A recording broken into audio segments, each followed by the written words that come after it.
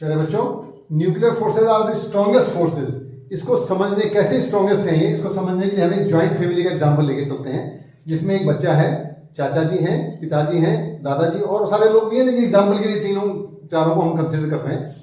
तो बच्चे को चाचा जी कहते हैं कि आ भाई मेरे पास आ और हम यहाँ खेलते हैं, यानी अट्रैक्ट करते हैं। इन द मीन टाइम पिताजी आते हैं, पिताजी कहते हैं नहीं, पहले बाजार से सामान लेके आओ। तो पिताजी क्या कर रहे हैं, उसको अपने से दूर भेजें, यानी रिपल्सिव फोर्स लगा रहे हैं। चाचा जी क्या करते हैं, अट्रैक्टिव फोर्स लगा रहे हैं। तो बच्चे को पता है कि चाचा जी भी पिताजी की सुनते हैं, इसलिए वो पिताजी की सुनेगा, वो जाने लगेगा दूर। लेकिन उसी समय दादाजी आते हैं और दादाजी कहते हैं कि भाई कल तुम्हारा एग्जाम है, तुम पढ़ाई करो, सामान तो चाचा जी ले आएंगे, चलो इधर आओ, उधर नहीं जाओगे। तो अब बच्चे को पता है कि पिताजी भी दादाजी की सुनते हैं, यानी ये फोर्स और ज्यादा स्ट्रॉन्ग है, इसलिए बच्चा जो है दादाजी के ऊपर जाके अपना पढ़ाई करने लग जाता है। यानी चाचा जी का था ग्रेविटेशनल अट्रैक्शन जो बहुत कम था, पिताजी क्या का था, रिपल्सिव था, यानी इलेक्ट्रोस्टैटिक फोर्स था रिपल्सिव, जिसकी वजह से यहां से बच्चा दूर जाने लगा।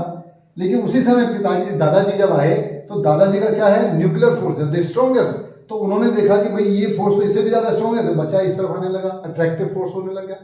तो ठीक इसी तरह से जो है यहाँ पर अगर हम एक प्रोटॉन की बात करते हैं, तो जब प्रोटॉन पे प्रोटॉन फोर्स लगाता है तो ये इलेक्ट्रोस्टैटिक फोर्स ज्यादा पावरफुल है as compare to gravitational force, तो इसे वो रिपल्स कर रहा है। लेकिन एट द सेम टाइम ये जो न्यूक्लियर फोर्स है, जो स्ट्रॉन्गेस्ट, इसको खींच रहा है, इसलिए वो बाहर नहीं जाएगा, इसी कन्फाइंड स्पेस में, इतने छोटे स्पेस में वो मेंटेन रहता है।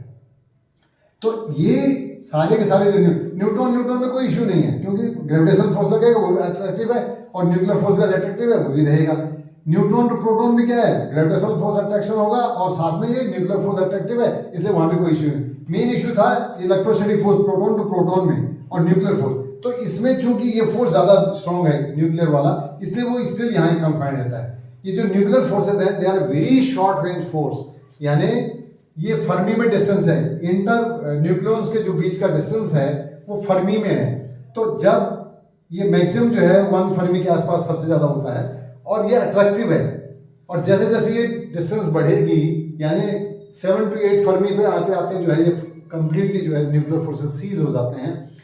ठीक इस तरह का डिस्टेंस कम हो जाए तो ये फोर्स टर्न इनटू रिपल्शन। तो these are the strongest forces. ये न्यूक्लियॉन्स के बीच लगते हैं, प्रोटॉन से प्रोटॉन पे लगता है, प्रोटॉन से न्यूट्रॉन पे लगता है, न्यूट्रॉन से न्यूट्रॉन पे लगता है, इस तरह के फोर्स है।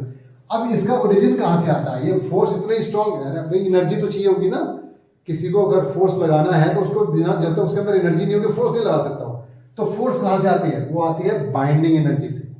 तो इसीलिए जो बाइंडिंग एनर्जी का मतलब है, the energy which binds all the nucleons in the nucleus is the binding energy, and which force is responsible for to bind them in this way, that is the strongest force, the nuclear forces। और ये जो binding energy कहां से आई है, ये सोच का विषय है, इसको थोड़ा सोचिए फिर डिस्कस करेंगे।